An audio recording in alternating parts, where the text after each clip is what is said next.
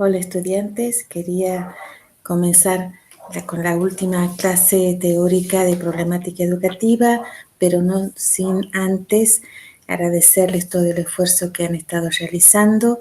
Sabemos que no es fácil, sabemos que no solamente los impedimentos de una cursada común, de las dificultades comunes que han tenido que atravesar, sino también las condiciones sociales, económicas y políticas también han incidido en que este año no sea el mejor. Por eso mismo queremos agradecerle el esfuerzo y valoramos muchísimo la presencia de ustedes tanto en las aulas virtuales como en las comisiones de trabajo de WhatsApp. Antes de comenzar, quería que hiciéramos juntos un recorrido por todos los conceptos y todas las teorías que hemos estado trabajando. Si ustedes recuerdan, en la unidad número 1 hemos analizado la educación y a la pedagogía. Hemos visto también los niveles de análisis con los cuales se puede abordar el estudio de la educación. Y hemos visto también de que ésta se presenta en nuestra vida, en nuestra realidad, de diferentes maneras, en modo formal, no formal e informal. En la unidad número 2 hemos analizado y hemos entrado de lleno en el concepto de socialización como proceso de aprendizaje social y que se da a través de dos fases, una fase de primaria y una fase secundaria.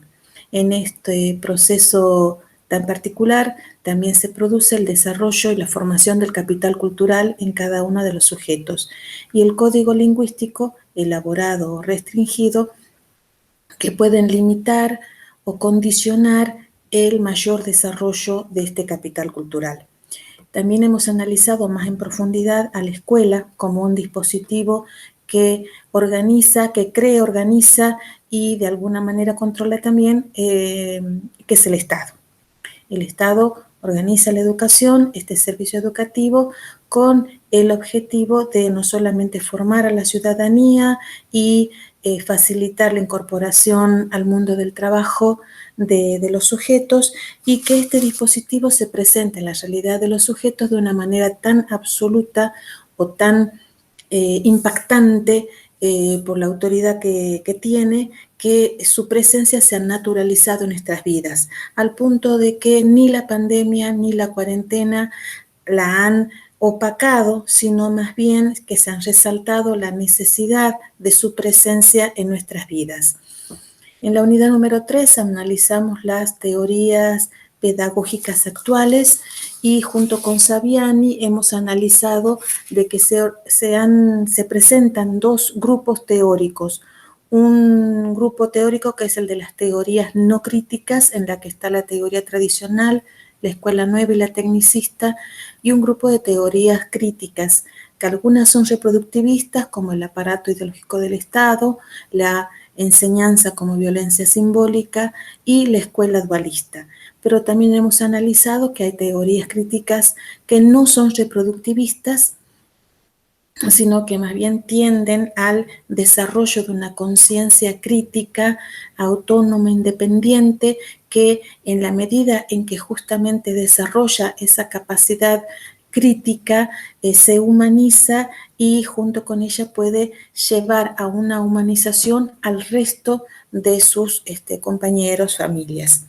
Y en la unidad número 4, en esta, vamos a analizar el sistema educativo y su incidencia en la discriminación educativa, en la discriminación y en la desigualdad social, disculpen. Comenzamos planteando que la escuela es funcional al Estado, no solamente porque el Estado la ha organizado, sino porque sirve y colabora en la concreción de las ideas políticas que el grupo que está en el poder desea consolidar en el pueblo, como proyecto de país. El sistema educativo tiene una estructura académica y una estructura administrativa. En la estructura académica entendemos la organización de ciclos, niveles, modalidades, años de cursada, la trayectoria, cómo se tiene que realizar, el ingreso, los conocimientos, los saberes, el desarrollo de capacidades en los individuos.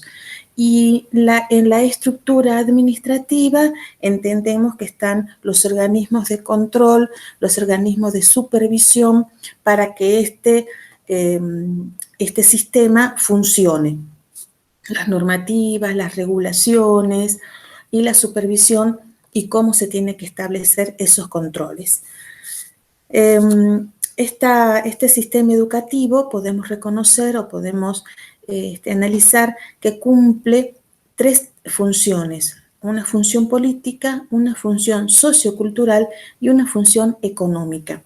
Las funciones políticas, ¿para qué están? Podríamos plantearnos. Las funciones políticas del sistema educativo se presentan para consolidar al Estado y para garantizar la vigencia del orden democrático.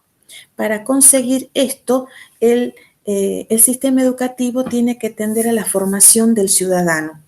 Pero aquí hay una cuestión que es importante, y es el hecho de que la formación para la vida ciudadana, como también para la vida democrática, no es una cuestión teórica, no es solamente una cuestión de saberes y conocimientos, sino que también es una cuestión práctica, es una cuestión vivencial. No basta con que la escuela enseñe la formación del Estado, la división de los 3 poderes, no basta con que enseñe cómo se vive en una sociedad democrática y cuáles son los valores que son necesarios para una sociedad democrática, sino que también en la escuela se debe vivir en base a un estilo democrático y que permita la participación. Las escuelas tienen que facilitar justamente estas condiciones para que los estudiantes también aprendan a vivir, aprendan a participar en la organización de la misma escuela. Las funciones socioculturales del sistema educativo, podemos identificar 4 funciones: la transmisión de la cultura, la integración social del individuo, la innovación y la selección social. Analicemos cada una de ellas. Cuando hablamos de transmisión de la cultura, es fácil reconocer que la educación y la escuela se basan justamente en la transmisión de conocimientos, de saberes, no solamente que hacen a la tradición y a la cultura que se ha ido desarrollando, no es solamente la cuestión más significativa, sino que tienen que ver justamente con el aprendizaje de disposiciones y de actitudes que favorecen que los sujetos también se integren al mundo social. Pero también la innovación y el desarrollar capacidades de investigación, capacidades creativas, porque obviamente el desarrollo científico y tecnológico se da justamente en la capacidad de los individuos para innovar, para crear y transformar. Y esas son capacidades que se desarrollan en las escuelas a partir de la enseñanza y del aprendizaje. Pero también se habla de la selección social como parte de las funciones del sistema educativo.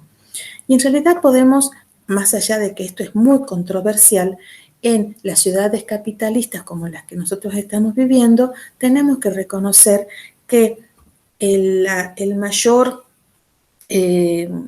desarrollo de grados académicos posibilita alcanzar posiciones sociales de privilegio o de jerarquía.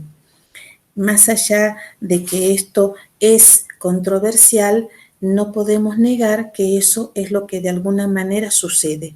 La otra parte de este análisis crítico es también reconocer que desde que por cada sujeto que asciende se está produciendo la discriminación de otros sujetos que no pueden alcanzar justamente esos espacios de privilegio o esos espacios jerárquicos. También podemos reconocer las funciones económicas del sistema educativo. Este tema es complejo y tramposo, podríamos plantear.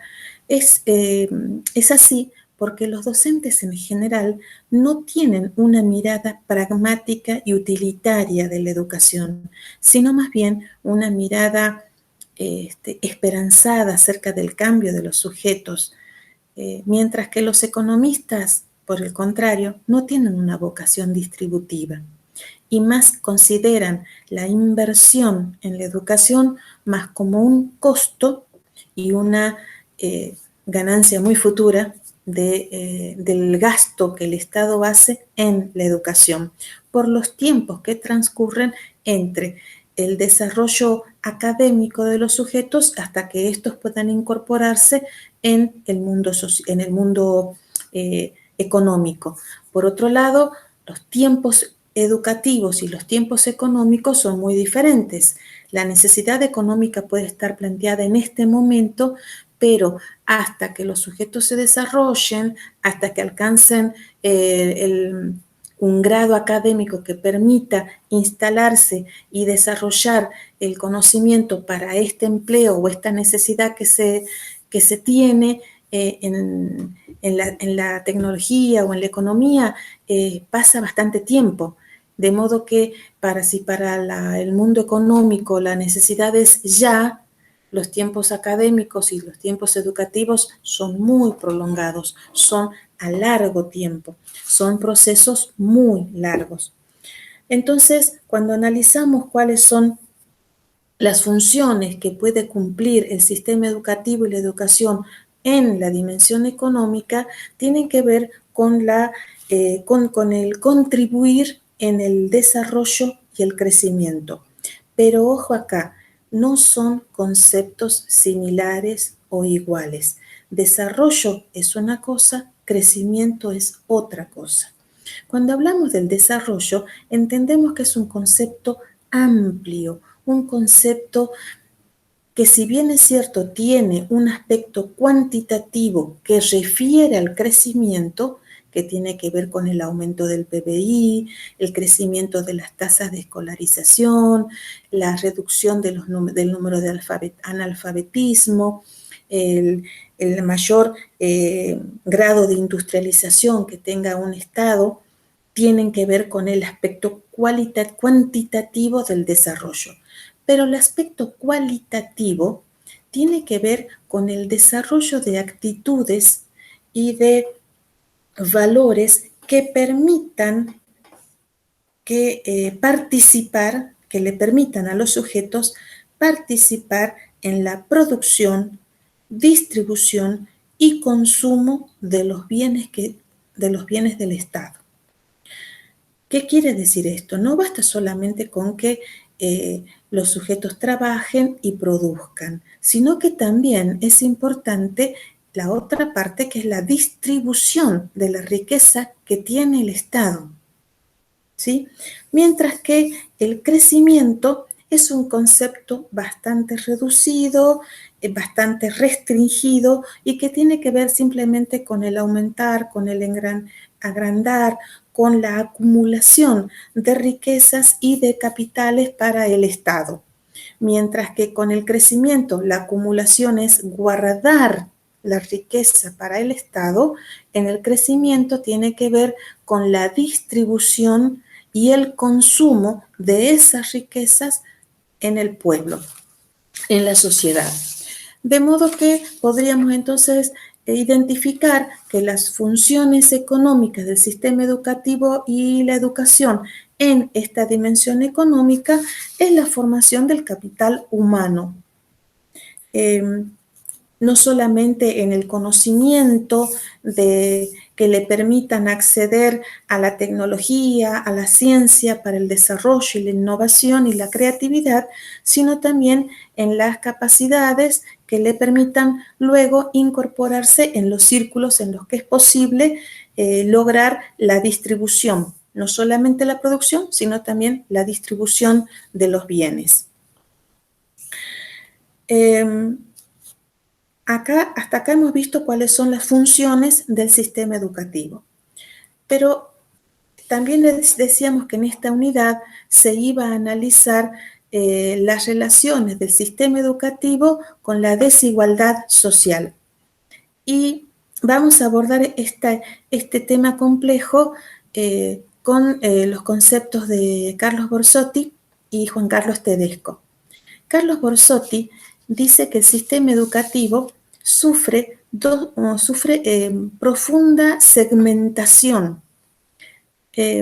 Si recordamos un poquitito los conceptos de matemática y de geometría, un segmento es una línea recta que tiene un principio y un fin. Entonces, esta idea de segmento, algo que está, que tiene un principio y que tiene un fin, la vamos a utilizar para analizar esta conceptualización que nos presenta Carlos Borsotti. Él dice que el sistema educativo tiene una segmentación vertical y una segmentación horizontal. La segmentación vertical hace referencia a la desarticulación entre los niveles educativos. Entonces, analicemos, está el nivel inicial, el nivel primario, el nivel secundario y el nivel superior. Pero hay una brecha entre cada uno de los niveles.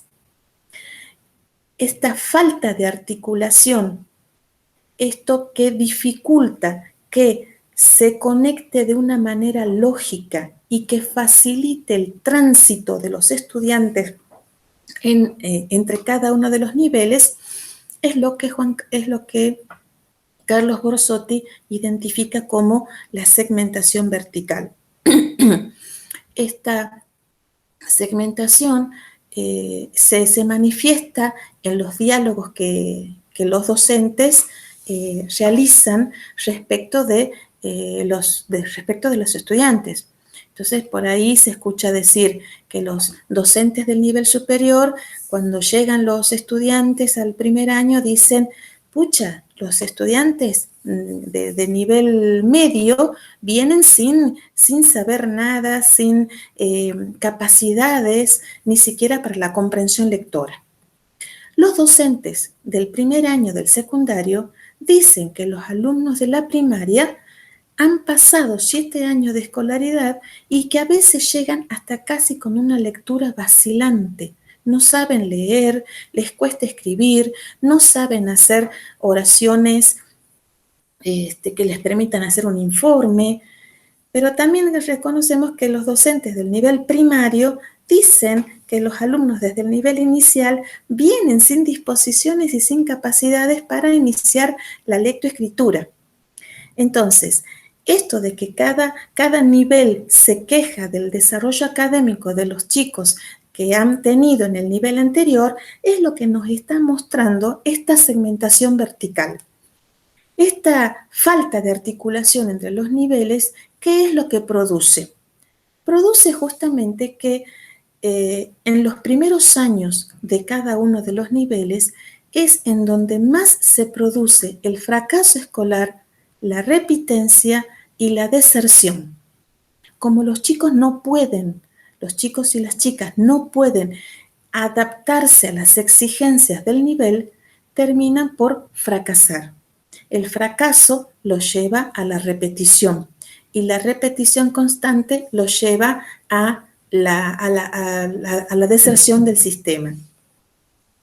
Por supuesto que esta falta de respuesta adaptativa en los estudiantes al inicio de cada nivel también tiene que ver con conceptos que ya hemos visto anteriormente, con la socialización primaria, con el desarrollo del capital cultural, con los códigos lingüísticos que utiliza.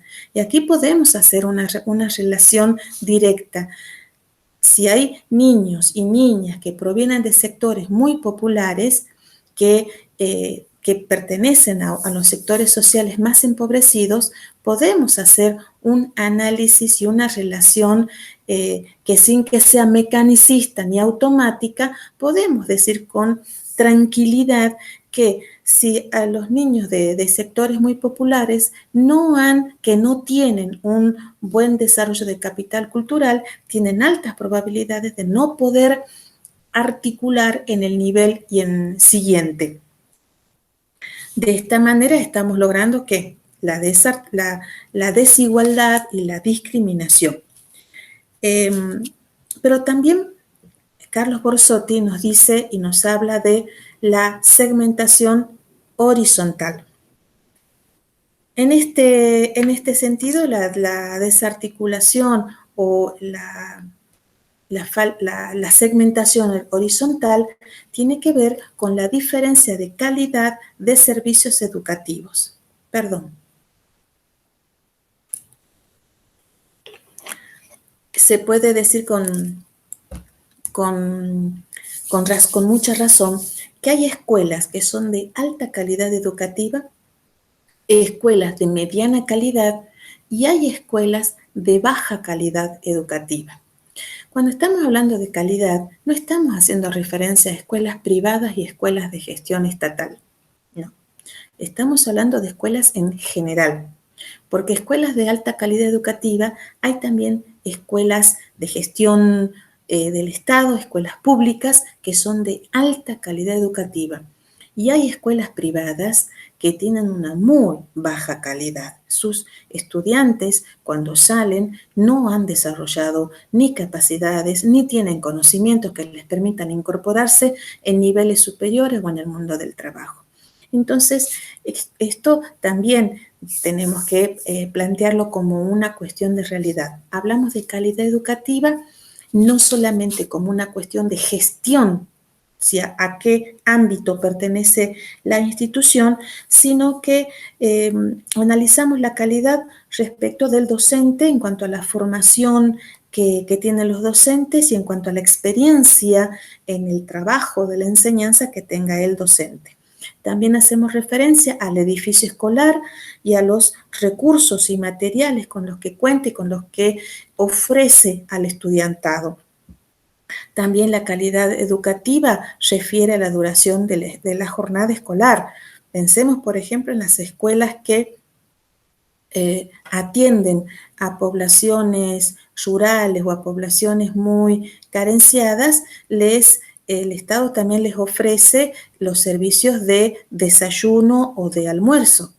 Pero en realidad esa merienda y ese almuerzo lo que hace es quitarle tiempo al desarrollo académico, porque no es que los niños y las niñas ingresen en otro momento para desayunar, sino que ingresan al mismo tiempo, solo que antes de iniciar la jornada escolar les dan el desayuno.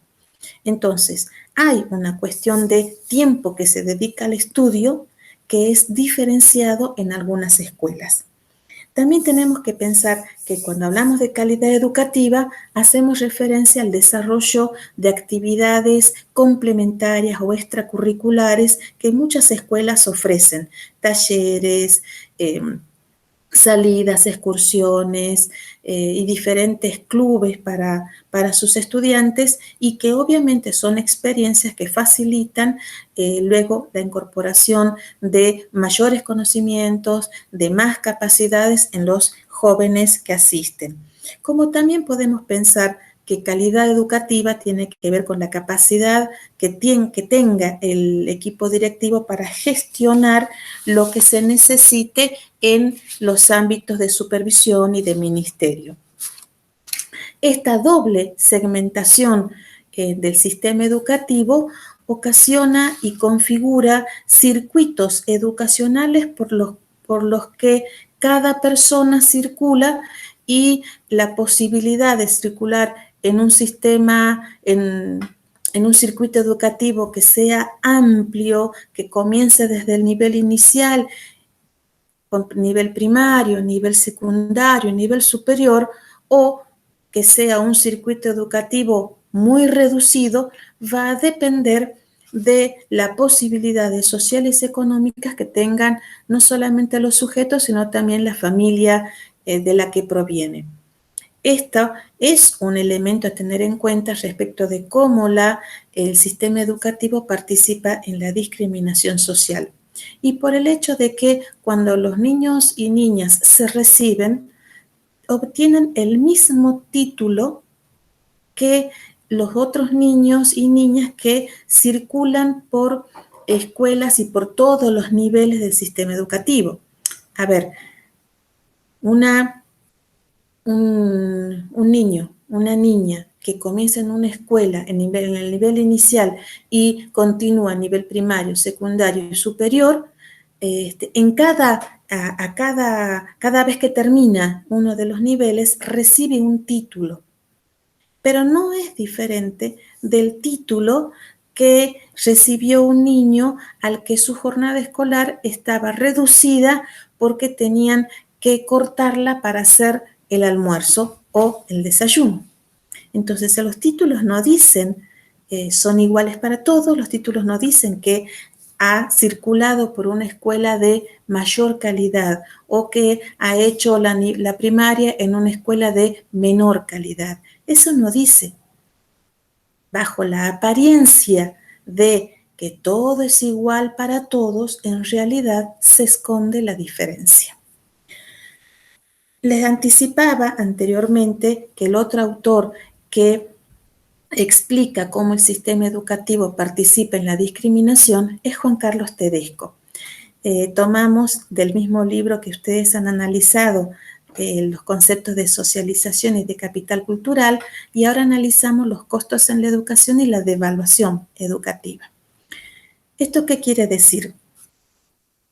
En principio, todos hablan de que la educación es gratuita.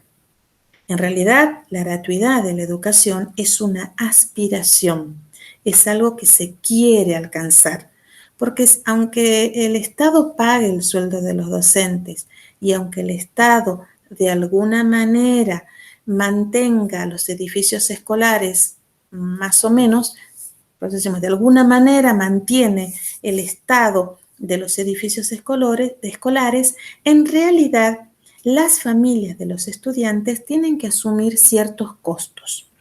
Hay un costo directo que es el pago de la cooperadora o el pago de la primera cuota que cada familia tiene que realizar en la escuela. Y que si bien es cierto, se plantea que no es obligatorio, las escuelas lo precisan por el hecho de que desde los libros, las tizas, la luz, todo se paga con los fondos de la cooperadora escolar, porque también, volvemos a decir, el Estado mantiene, entre comillas, el Estado de las escuelas.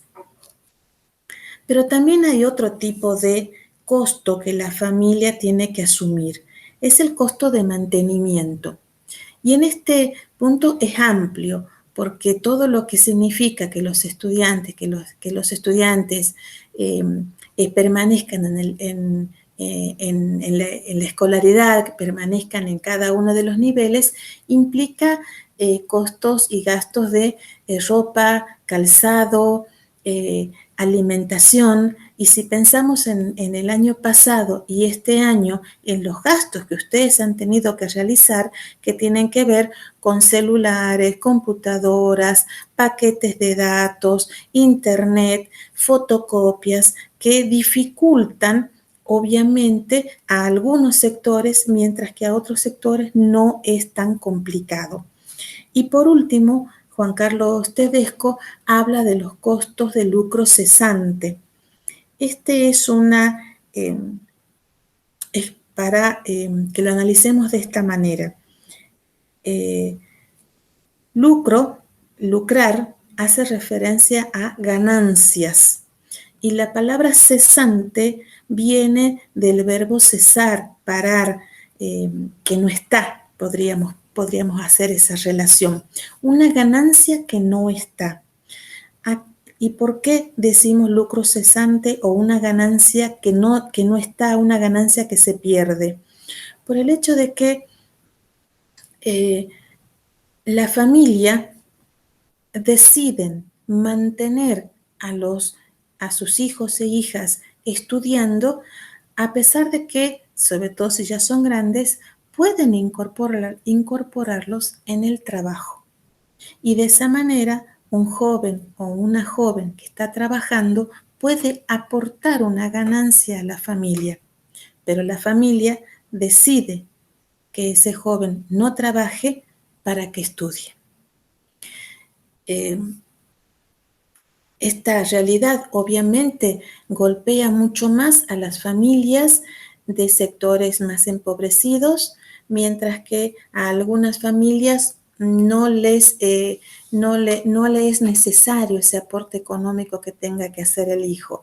pero obviamente en las familias más pobres este costo es muy alto, por lo que muchas veces incide en que los jóvenes, sobre todo en el nivel superior, tengan que dejar de estudiar o postergar estudios y retomarlos en cuanto a la posibilidad económica se les presente. Juan Carlos Tedesco también hace referencia al empleo y a la devaluación educativa.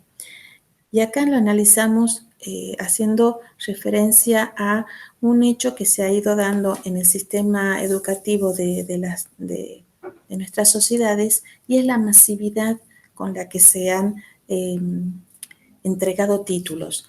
¿Qué quiere decir? Durante el desarrollo de nuestra historia, la escuela ha ido perdiendo el privilegio en cuanto a la cantidad de jóvenes escolarizados. Cada vez los jóvenes se han incorporado más en el sistema educativo y han ido alcanzando mayores titulaciones. Este es lo que nosotros conocemos como la masividad en el sistema. Por lo general, los sectores más populares, los sectores de clases sociales bajas, lograban acceder y permanecer, aunque no siempre alcanzaban la titulación, solamente del nivel primario.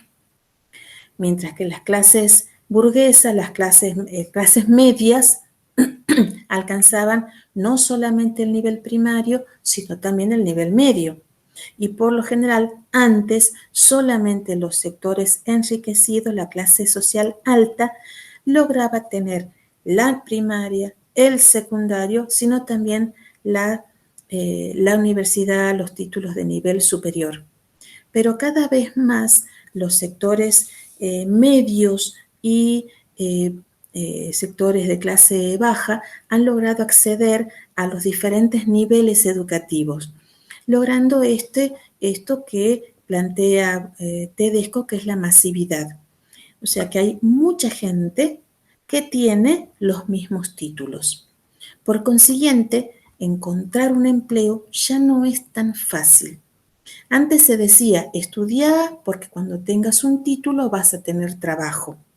Pero esta premisa se ha transformado en una esperanza. No todos los que tienen título encuentran un trabajo fácilmente.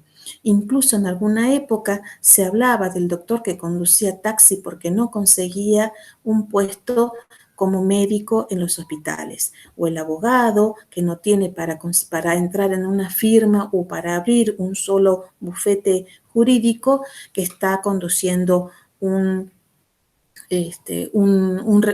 taxi, un remis, o que se incorporan a realizar trabajos para los que están muy altamente calificados, como por ejemplo, un abogado que desarrolla tareas en un supermercado.